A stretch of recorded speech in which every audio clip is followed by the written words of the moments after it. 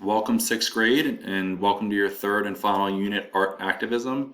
In this unit, we're going to be looking at how art can be used to bring about social change in today's world. And it's not moving. There we go. So art activism is using art to bring about social change, which is what I had just said earlier. So here you have three images of art activism. On the left, you have some guy wearing a gas mask and protective clothing while spraying preservatives on these carrots and this little, I don't know if that's a groundhog, with some animals saying, do you also eat these with that mask on? So that's trying to bring awareness to the pesticides and things we put in our foods to help protect the crops from animals and insects, but we also eat these.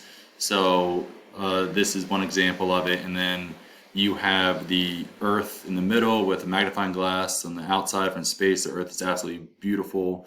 But up close, there's a lot of pollution and a lot of ways that we are damaging our environment. So here they're talking about environmentalism. And on the far right, you have this young boy who's looking at his iPad with looks like octopus tentacles coming out and wrapping him up. I think the octopus is symbolic of the fact that in today's day and age, a lot of young people are drawn to their technological devices and basically can't stop. They're stuck. They can't stop to do anything else. So you have three different ways of using art activism in art, and we'll discuss more of these later. All right, so a social issue is a problem that influences many people. We just discussed three of them earlier. So here you have unemployment, global warming, divorce, terrorism, violence, drugs, alcohol, suicide, bullying, poverty, world hunger, racism, peer pressure. All these are examples of problems that affect people. Of course, not all of these would be appropriate to show in artwork for school-related purposes, such as the drugs and alcohol, but there are plenty of great options that you can choose from for your project. Bunch of different social issues that can be shown in an appropriate way. All right, so the question is, how do artists raise awareness about some social issue? So here on the right, you have a painting of a young male up against or on the wall saying, "For me, this is not a choice." And I think that's raising awareness to the homeless issue that we have across all our cities and all across the globe, where a lot of times people just walk past someone who's homeless and we don't stop to help them, as if, they should be digging themselves out of that rut, digging themselves out of that low point in their life. But homeless people, they don't choose to be homeless. It's just the misfortune, the bad luck that they come across that puts them in that situation. So I think that's what the artist is trying to raise awareness. I think that's how the artist is trying to raise awareness here. So to really answer the question, artists raise awareness about social issues by creating artwork that grab our attention, to really make us look at the problem instead of just walking past it like many people might do to someone who's just homeless. All right, so contemporary is belonging or occurring in the present. So the things you see on the news every day, something that's very present in today's day and age is the coronavirus. And of course, we have the presidential election coming up, which, is just basically covers the news 24 hours a day. But anything that's in the present, something that's contemporary, something that's current. So the question is, the follow-up question is, what social issues are impacting our world today? So in 2020, what can you think of that's impacting our world? I'm going to leave that open for you to answer. I just kind of discussed a few things earlier, but some things are timeless. There are some things in that, I think it was the second or third slide, that had the list of a bunch of social issues. Some things are timeless and will always be prevalent. So just think about any of those things that are happening in 2020 when you answer this question for your entrance ticket. All right, so collaboration is when you work with someone to produce something.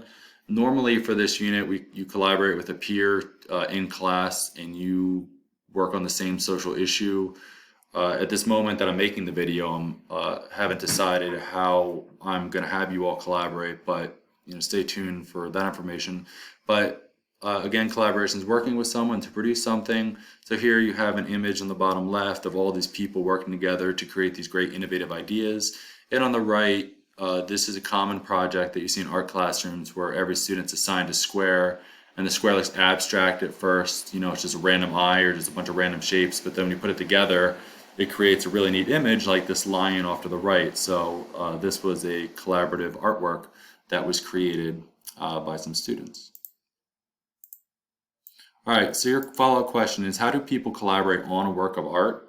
Off to the right, you can see about 6 different hands and 6 different styles working on that globe. Really, each person just contributes their own ideas, their own insights, their own efforts to help make the entire project, to make it whole. So it's really just giving your own time and effort and investing who you are as an individual into the project. And when you combine everyone's ideas from all the different backgrounds and insights, and it creates an original artwork that you would not have been able to create on your own. All right, variety is the differences in color, shape, and size. I think this is a word we've gone over before, but specifically I'm showing these 2 very large-scale murals on the sides of buildings by the artist David Walker to show how he's using variety to bring about social change or awareness. So here the main variety is the variety of colors and also the motion and movement of the colors, how they're spread across the paper to really draw attention to these young figures and their struggles that they are going through. Like I also mentioned the movement of the paint, but even the movement of the hair and the differences in both these figures, but the body language and their facial expressions. I mean, all these things are different. All these things show a level of variety. So your follow-up question is, how can variety help to strengthen an artwork? Variety is achieved when the art elements are combined in various ways to increase visual interest. So you basically want to use variety to increase visual interest. The more that's going on, the more contrast you have, the more assortment of shapes and sizes, the more tension that you are going to draw than an artwork that does not have as many contrasts in the work. Shape is a flat enclosed area. It's also a 2-dimensional outline of a shape. Both definitions are correct. So here you have images of a bunch of different shapes, 2D outlines of objects in their art. We use basic shapes all throughout art, all throughout our planning process, and even the final product as well. So the question is, how can basic shapes be used to communicate an image or an idea? So off to the right here you have, looks like 5 mannequins or so, and they're all drawn in basic shapes, but the way the shapes are arranged, first and foremost, create a mannequin, which is a artistic rendering of a person, and they're all in different positions doing different things and different actions. One's standing there looking like he's questioning something, one's running, one's laying down, the second one's running, and the other one has a hand on his head like he has a headache or he's worried or concerned. And then the other artworks to the left, the one on the far left looks like 2 or 3 figures, all created by just basic shapes that might look random at first, but obviously seem very well planned and coordinated. And in the middle, you have 3 figures doing different types of laundry or household chores and items, but they're just flat, basic shapes. They're not details. You can't see the faces. You can't, just flat, solid colors. So these flat shapes, all of them, are basically how you arrange them, how you position them, how you draw them to scale. All these things can communicate an image or idea as long as you're thoughtful enough and you plan it through to convey that idea clearly. Emphasis is visual weight or importance. These are 2 really neat sculptures of a bear leaning up against a window and a huge, what looks like a coffee cup, like a Starbucks cup. To create emphasis in art, something has to change in its, it has to be, show importance in its size, its placement. It has to demand your attention. So moving on, how can artists make something more important to the viewer? Changing the size, color, and placement is typically how you show emphasis, even repetition. So over here on the right, even though you have the smiley faces are all repeated, you would think that might be the emphasized item at first based on what I was just describing, but what really draws our attention is the sad face, because that's the one thing that's different. It's also not just its expression, but the color and the placement is right in the center. So all those things draw our attention to that sad face in the middle, and actually those smiley faces, which are repeated the most, are actually helping to funnel our attention to that sad face, using it as a focal point. Unity is the elements of design working together. When people are unified, we work together. And this image of the birds, it has a consistent theme, and the shapes repeat over and over to unify and tie the entire image together. And here's some examples of contemporary issues. They are in no order of importance, just to help you with your brainstorming for this unit. So we have the COVID-19 crisis, of course, that is still prevalent even after over a year of it coming to the United States. We have the environmentalism, pollution. We have mental health, which is something that I feel sometimes is not talked enough about, but it's something that you can definitely show as a contemporary issue in your artwork. Here we have politics, especially in today's day and age. You have politics as a big social issue. You have social media, whether it be Facebook or Instagram or Snapchat, whatever the current program is. I'm probably not even up to date at this point, but social media is definitely a contemporary issue, and how we communicate with others, how we're substituting our face-to-face time and getting that social interaction face-to-face as opposed to digitally, where you can't really see or talk to the person traditionally.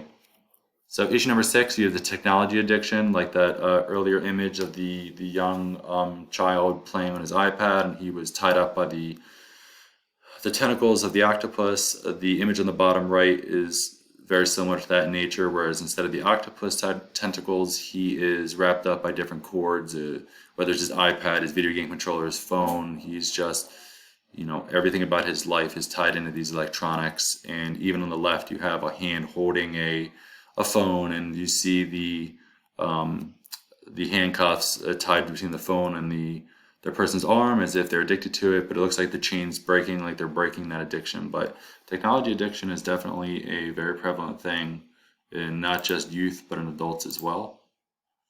You have poverty. We looked at that image earlier about poverty. The poverty exists all throughout the world in all cities, and these images are very powerful to represent the level of kindness that you can show someone who's not just homeless, but struggling in any facet of life.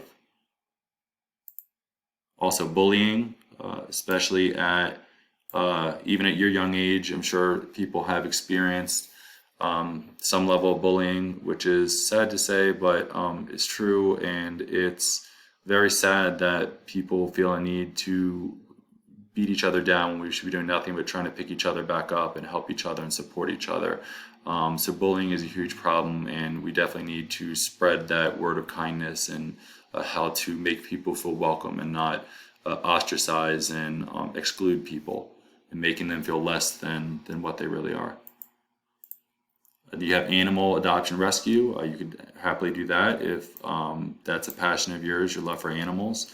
Every year you hear about the ever-growing population of animals and how many get put down because they can't find homes. So that's definitely a huge topic. And then anything else you can think of that I didn't mention is fine, of course, as long as it's appropriate and falls within school guidelines.